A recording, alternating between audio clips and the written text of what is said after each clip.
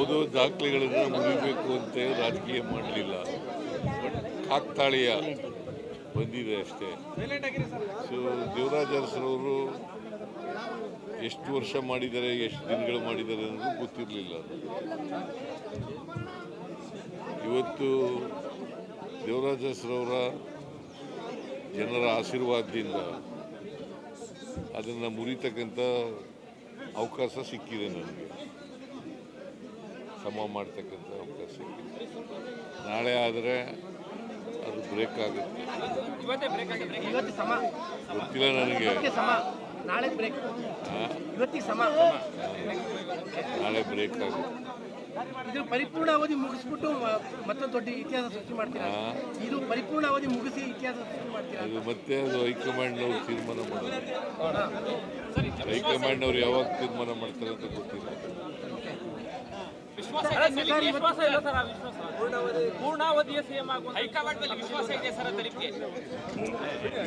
ಇದೆ. ವಿಶ್ವಾಸ ಇದ್ದವರು ಚೀಫ್ ಮಿನಿಸ್ಟರ್ ಹೆಂಗೆ?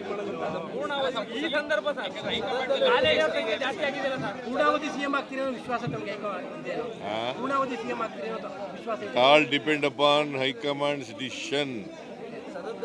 ಸರ್, ಬಟ್ ಇವತ್ತು ಎಲ್ಲ ಕಡೆಯಲ್ಲೂ ಕೂಡ ನಾಟಿ ಕೋಳಿ ಪಲಾವ್ ಹಂಚ್ತಾರೆ. ಇವತ್ತು ನಾಟಿ ಕೋಳಿಗೆ ಬ್ರಾಂಡ್ ಅಂಬಾಸಿಡರ್ ಆಗ್ಬಿಟ್ಟಿದ್ದೀರಾ. ನಾಟಿ ಕೋಳಿ ಪಲಾವ್ ಹಂಚ್ಬಿಟ್ಟಿದ್ದಾರೆ ಅಭಿಮಾನಿಗಳು. ಗೊತ್ತಿಲ್ಲ, ಅಲ್ಲಲ್ಲ ರಾಜ್ಯಾದ್ಯಂತ. I do not know about it.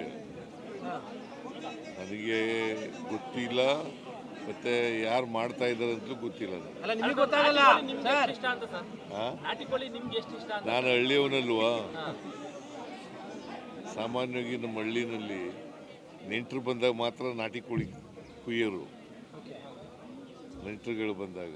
So ಹಂಗಾಗಿ ನಾನು ನಾಟಿ ಕೋಳಿ ಮುದ್ದೆ, ರಾಗಿ ಮುದ್ದೆ, ನಾಟಿ ಕೋಳಿ ಇದನ್ನು ಮಾಡ್ತಿದ್ದೆ ಮೊದಲು.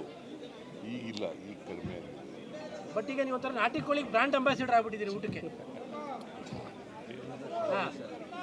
ಹಳ್ಳಿಯಿಂದ ಬಂದವರು ಭಾಳ ಜನ ಹಿಂಗೆ ಈ ಥರ ನನ್ನ ರೀತಿಯಲ್ಲೇ ಮಾಡ್ತಾರೆ.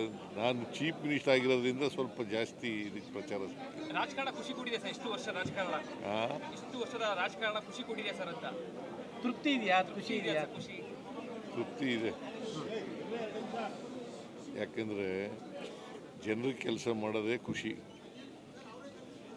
ರಾಜಕಾರಣ ಅಂದ್ರೇನು? ಬಡವರು, ದಲಿತರು, ಹಿಂದುಳಿದವರು ಅವ್ರಿಗೆ ನ್ಯಾಯ ಕೊಡಿಸ್ಕೊಡ್ತಕ್ಕಂಥದ್ದು, ಅವ್ರ ಕೆಲಸ ಮಾಡಿಕೊಡ್ತಕ್ಕಂಥದ್ದು. ಬಟ್ ಯಾವತ್ತಾದ್ರೂ ಅನ್ಕೊಂಡಿದ್ದೀರಾ ಸರ್ ಈ ಥರದೊಂದು ರೆಕಾರ್ಡ್ ಮಾಡಬಲ್ಲೆ ನಾನು ಒಬ್ಬ ಸಿದ್ದರಾಮಯ್ಯನಿಂದ ಬಂದ್ಬಿಟ್ಟು? ನಂಗೆ ಗೊತ್ತೇ ಇಲ್ಲ. ನಾನು ಭಾಳ ಹೆಚ್ಚಂದರೆ ಒಂದು ಸಾರಿ MLA ಆಗಬೇಕು ಅಂತ ಅಂದ್ಕೊಂಡಿದ್ದೆ. MLA ಆದೆ, ಆಮೇಲೆ ಅವಕಾಶಗಳು ಸಿಕ್ತು, ಮಂತ್ರಿ ಆದೆ, ಡೆಪ್ಟಿ ಚೀಫ್ ಮಿನಿಸ್ಟರ್ ಆದೆ, ಲೀಡರ್ ಆಫ್ ದಿ ಅಪೋಸಿಷನ್ ಆದೆ, ಮುಖ್ಯಮಂತ್ರಿನೂ ಆದೆ. ಹೀಗೆ ಅವಕಾಶಗಳು ಬಂದಿದ್ದಾವೆ, ಮಾಡಿದ್ದೀನಿ. ಕೂಡ ಮೈಸೂರಿನವರೇ ಸರ್, ನೀವು ಮೈಸೂರಿನವರೇ, ಹಾಗಾಗಿ ಮೈಸೂರಿನಿಂದಲೇ ಈ ರೀತಿಯಾದ ದೀರ್ಘಾವಧಿಯ CM ಅಂತೇಳಿ ಒಂದು ದಾಖಲೆ ಸರ್. ಮೈಸೂರಿಗೆ ಅವರು ಮೈಸೂರಿನವರು, ನಾನು ಮೈಸೂರಿನವರು. ಆದರೆ ಕಾಲ ಬೇರೆ ಬೇರೆ. ಕಾಲಘಟ್ಟ ಇದೆಯಲ್ಲ, ಅವರಿದ್ದಂಥ ಕಾಲ 72ರಿಂದ 80ರವರೆಗೆ ಇದ್ದರು ಅವರು. ನಾನು 2 ಟರ್ಮ್ ಇದ್ದೀನಿ. 83ರಿಂದ ಅಲ್ಲ 2013ರಿಂದ 18ರವರೆಗೆ, ಮತ್ತು 2023ರಿಂದ ಇಲ್ಲಿವರೆಗೆ ಇದ್ದೀನಿ. ಮುಂದೆ ಹೈಕಮಾಂಡ್ನವ್ರು ಏನು ತೀರ್ಮಾನ ಮಾಡ್ತಾರೆ ನೋಡ್ಕೊಂಡು. ಪ್ರಬಲ ಜಾತಿಗಳ ನಡುವಿನ ಇಷ್ಟೊಂದು ಪೈಪೋಟಿ ನಡುವೆ ಕುರುಬ ಸಮುದಾಯದಿಂದ ಬಂದ್ಬಿಟ್ಟು ಈ ಲೆವೆಲ್ಗೆ ಬರೋದು it is not A easy task.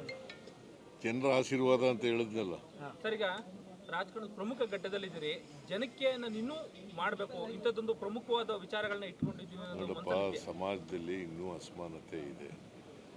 ಅಸಮಾನತೆ ಹೋಗೋವರೆಗೂ ನಾವು ಸಾಮಾಜಿಕ ಎಲ್ರಿಗೂ ನ್ಯಾಯ ಸಿಕ್ಕವರೆಗೂ ಹೋರಾಟ ಮಾಡ್ತಲೇ ಇರ್ತೀವಿ, ಮತ್ತು ಆ ಜನಗಳ ಕೆಲಸ ಮಾಡ್ತಲೇ ಇರ್ತೀವಿ. ಸಾಕಷ್ಟು ಪ್ರೋಗ್ರಾಮ್ ಕೊಟ್ಟಿದ್ರಲ್ಲ ಸರ್, ಈಗ ನಾನು ಇನ್ನೂ ಜನಕ್ಕೆ ಈ ತರದ್ದು ಇನ್ನೂ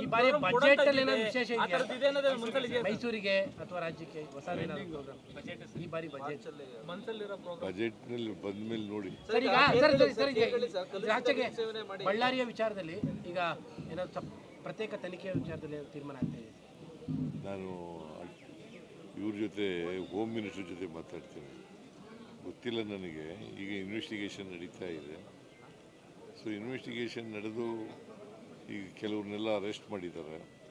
investigation is going on. Investigation ಮಾಡಲಿ. ಅಲ್ಲ, ಕುಮಾರಸ್ವಾಮಿ ಅವರು ನಿನ್ನೆ ಯಾಕೆ 2 ಬಾರಿ ಪೋಸ್ಟ್ ಮಾರ್ಟಮ್ ಮಾಡಿದ್ರು, ಏನು ಇದರಿಂದ ಉದ್ದೇಶ, ಏನೋ ದುರುದ್ದೇಶ ಇದೆ ಅನ್ನುವಂಥ ಆರೋಪಗಳನ್ನ ಮಾಡಿದ್ದಾರೆ.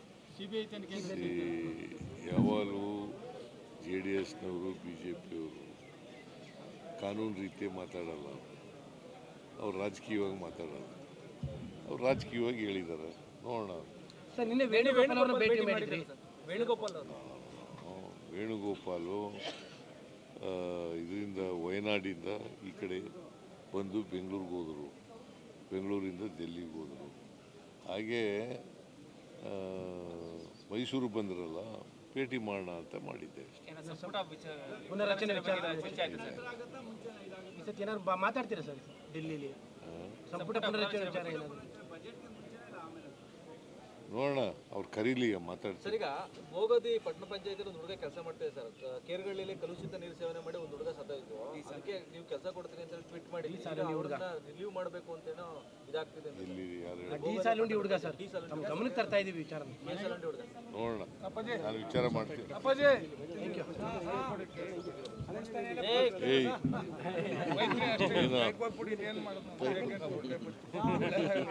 ಮುದ್ದುಂಡಿಯವನು